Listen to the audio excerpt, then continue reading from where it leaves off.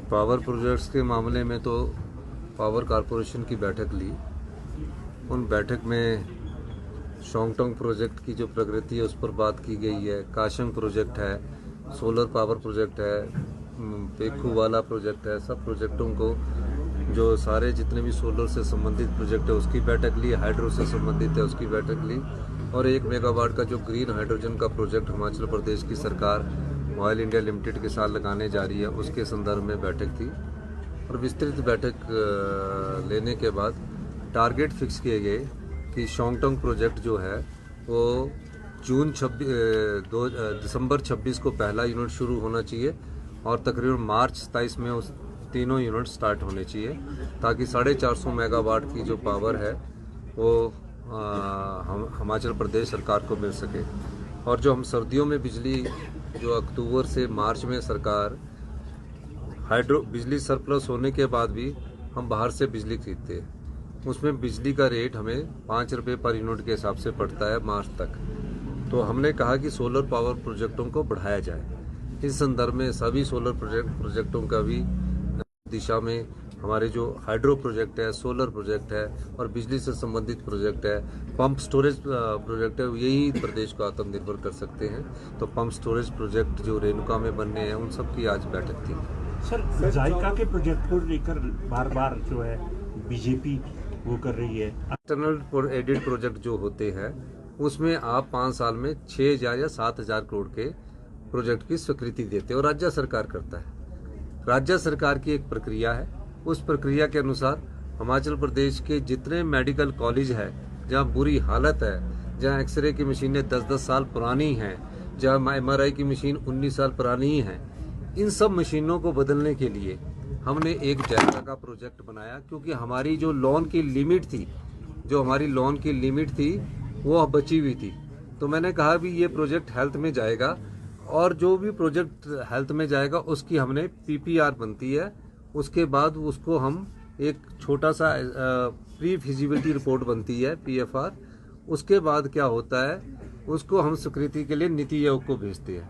नीति आयोग के बाद एक हेल्थ मिनिस्टर जो केंद्र के उनको भेजा जाता है, केंद्र के हेल्थ मिनिस्टर के बाद फिर वो फाइनेंस मिनिस्टर में जाते हैं। फाइनेंस मिनिस्टर की स्वीकृति मिलने के बाद फिर वो राज्य सरकार के पास आती है और राज्य सरकार से ये कमिटमेंट ली जाती है कि 72% जो है वो भारत जो भारी बैंक है, चाहे जायका है, चाहे वर्ल्ड बैंक है, चाहे AFD है, चाहे KFD है, चाहे ADB है, सब प्रोजेक्ट्स का वो उनमें से किसी भी बैंक को हम सिलेक्ट करते हैं और उसके बाद 28% हिमाचल प्रदेश की सरकार देती है 100 रुपये में से और 72% इसमें दिया जाता है।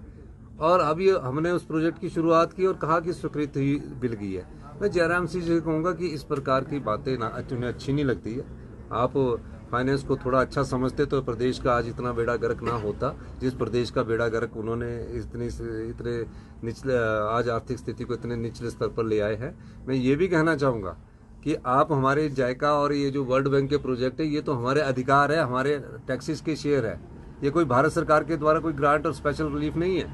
ये तो जो अब फाइनेंस कमीशन रिकमेंड करता है उसके अनुसार होता है। अभी जब 16 फाइनेंस कमीशन रिकमेंड करेगा तो वो जैसे 2026 से लेकर 31 तक का जो टैक्सेस का शेयर होता है 100 रुपये में से 41% जो स्टेट और सेंटर के टैक्सेस का शेयर होता है उसका डिस्ट्रीब्यूशन करता है। उसी में वो लिमिट को भी तय करते हैं कि वर्ल्ड बैंक और EAP के जो प्रोजेक्ट है उनको 5 साल तक इतने पैसे लेने की इजाज़त होती है।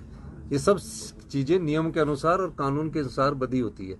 और जयराम जी का आज कहना कि हमने 1400 करोड़ रुपए का हेल्थ का प्रोजेक्ट दिला दिया, पूछो उनको कि किस चीज़ का दिलाया, कहाँ है स्वीकृति, कहाँ सैंक्शन लेटर है, प्रक्रिया चल रही है।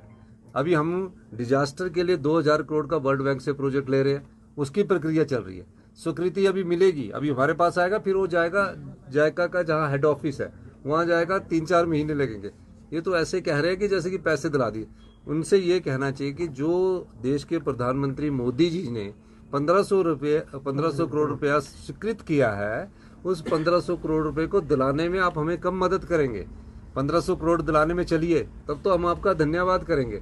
जो हम हमारे बजटीय स्कीम है उनके लिए जयराम जी बोल रहे हैं, जयराम जी को पहले विचार करना चाहिए और उसके बाद अपनी बात को कहना चाहिए। सर, भाजपा के विधायक हंसराज के खिलाफ आरोप लग रहे हैं, उसमें कुछ जांच में कुछ निकल कर आया है अब तक? देखिए, हंसराज जी के खिलाफ जो आरोप लगे हैं, हमने कहा है कि इस पर कार्रवाई होनी चाहिए और देखा जाए कि किस प्रकार के आरोप है, क्योंकि जिस महिला ने आरोप लगाए वो पहले उन्होंने FIR दर्ज करवाई, उसके बाद उन्होंने दोबारा FIR दर्ज करवाई है।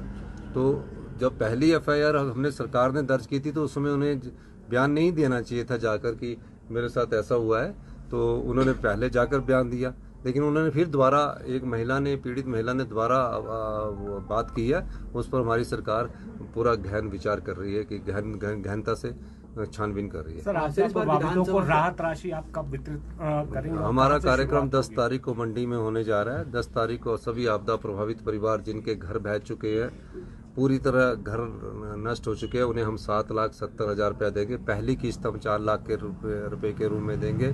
जिनके आंशिक रूप से टूटे हुए घर हैं उन्हें हम 1 लाख रुपया देंगे। जिसका पशु चला गया उसको हम 55,000 रुपया देंगे। सर, इस बार विधानसभा का शीतकालीन सत्र 8 बैठकों वाला है, क्या वजह है सर इसके पीछे इतना बड़ा सत्र बुलाने के लिए? देखिए, मेरे विधानसभा के अध्यक्ष कुलदीप पठानिया जी से बात हुई, पार्लियामेंट मिनिस्टर हर्षवर्धन जी से बात हुई। मैंने कहा कि लास्ट का जो दिन होते हैं 20-10 दिन, वो टूरिस्ट सीजन के होते हैं, और हम जब जब 70 होता तो सारी ट्रैफिक जाम हो जाता है, टूरिस्टों को भी परेशानी होती है। तो अब हमने कहा कि और जो उनकी बुकिंग होती है, जो बेचारे धर्मशाला में होटल का कारोबार करते हैं, पर्यटन का कारोबार करते हैं, उनकी सारी बुकिंग भी कैंसिल करने पड़ती है और उनके पर्यटन उद्योग को भी नुकसान होता है। तो हमने कहा कि अगर हम ये 1 नवंबर के लास्ट सप्ताह में रखें तो इनसे जो धर्मशाला के, कांगड़ा के होटल वाले हैं उनको भी फायदा होगा, ना बुकिंग कैंसिल करनी पड़ेगी, और जिनके होटल बेचारे अभी खाली चल रहे हैं, जब हमारा सेशन होता है तो सारे होटल बुक हो जाते हैं, तो उनको और व्यापार करने का मौका भी मिलेगा। इस ढंग से हमने पहले करने की कोशिश की है, और ये इतिहास का सबसे लंबा विंटर सेशन कांगड़ा में होने जा रहा है। ये कांगड़ा के लोगों को भी बड़ी खुशी की बात है कि सबसे लंबा 8 दिन का ये सेशन होने जा रहा है। 8 दिन के सेशन में मैं भारतीय जनता पार्टी से चाहूँगा कि वहाँ सारे मुद्दे उठाए। हम इसलिए मौका उनको देना चाहते हैं कि वो सारे मुद्दे लेके आए, सबसे संबंधित मुद्दे लेकर आए। महज हमारी किस प्रकार से आप आपदा प्रभावित परिवारों की सहायता करेंगे वो भी हमें बताएं। महज बयानबाजी से तो ठीक है, आप तनाव में रह रहे हैं, आपके 5 गुट हैं, तो आपको अपनी सब लोगों को अपनी अपनी कुर्सी बचानी है, और गुटों की लड़ाई में आप कांग्रेस सरकार पर जो आरोप लगाने की बात करें उसके तथ्यों के साथ लगाएं। संगठन विस्तार कब तक होगा? ये अगले 5-10 दिन में संगठन विस्तार होगा। नहीं, तो आप 10 दिन और रुक जाइए, बस हो जाएगा। 10 दिन के भीतर संगठन का नया अध्यक्ष बन जाएगा। जो मंडी में कार्यक्रम है उसमें कोई राष्ट्रीय नेतृत्व आएगी? नहीं, मंडी के कार्यक्रम में राष्ट्रीय नेतृत्व नहीं आएंगे। उसमें हमारे जो राजस्व मिनिस्टर होंगे, हम सब मिनिस्टर होंगे, वो उस कार्यक्रम के। पंचायत चुनाव समय पर ही होंगे, बहुत बड़ा विवाद चल रहा है, बार बार नेता बयान दे रहे हैं भाजपा के, वो कह रहे हैं कि समय पर नहीं होंगे, आगे टालना चाहते हैं। भाजपा के नेताओं के बयान को आप ज्यादा सीरियस मत लीजिए, बड़ी गंभीरता से न लीजिए, क्योंकि भाजपा के नेता जब बयान देते हैं उसके बाद पहले जब 2023 में आई थी तो सेशन करवाओ, आपदा में बोला कि आपदा प्रभावित परिवारों के लिए हम प्रस्ताव लेके आए कि उनकी सहायता के लिए, तो वो वॉकआउट करके चले गए।